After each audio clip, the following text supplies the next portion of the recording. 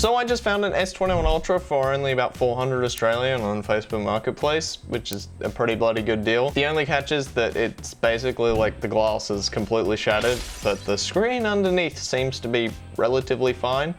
So I'm gonna swing him a message and we'll see what happens. I was under the impression that you could complete the long and arduous process of doing a front glass swap, which would only cost me about 50 bucks and a fair bit of time. But as I soon found out, the guy just sent me a message on Facebook Marketplace saying that he would do $200 instead of the $400 that he had it listed for. I don't know why, but free money, I guess. That wasn't gonna happen. So, turns out that there was a reason that it was $200, and that is it no worky. There I was in the car after picking it up, wondering what the hell I got myself into. Here I was with a $200 broken phone with no potential refund, and after a quick Google search, it was gonna cost me $500 to get a replacement screen. I didn't have that kind of money, so it looked like I had just made a huge mistake. After going through the motions, I was unloading my self-pity to a mate of mine, who replied with this link. And suddenly, I saw the light at the end of the tunnel. So as it turns out, AliExpress actually has these screens that basically fully original Samsung OEM parts, but they've got dead pixels and things like that on them that make them apparently worth half the value. And since I was used to my S8 Plus, this wasn't really going to be a problem.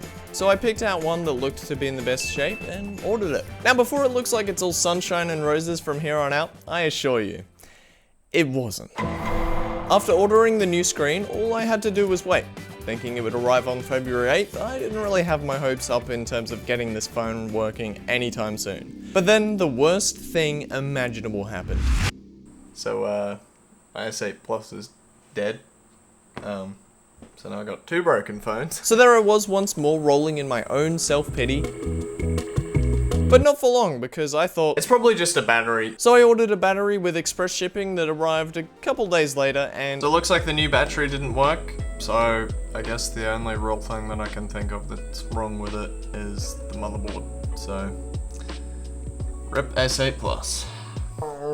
While this was happening, my new screen had cleared customs, gotten off its flight to Australia, and was on its way to me. And the new battery was, well, it hadn't left Adelaide. After seeing this and not being able to bear using my mum's old iPhone 5 for much longer, I decided to pay another $50 extra to express ship another battery and back glass to my house, which arrived the day after the screen arrived. So now it was time to move all the parts to the new frame. Using a YouTube tutorial, I managed to transfer everything to the new screen except for two parts. The battery that seeping.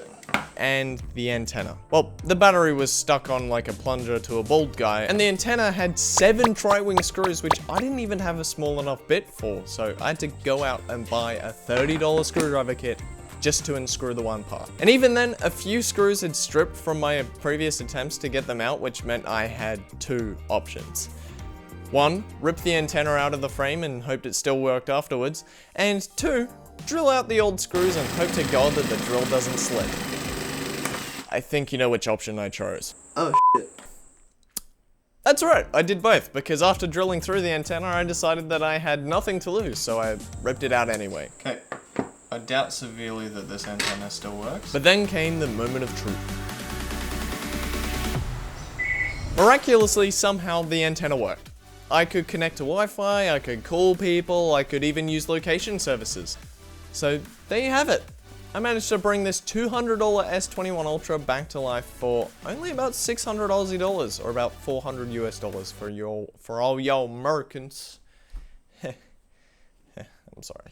Which is actually about less than half of a brand new device. Not only that, but it's not going to become e-waste anymore. So that's a win in my books. But you want to know what else is a win in my books? This video right here. You should go watch it.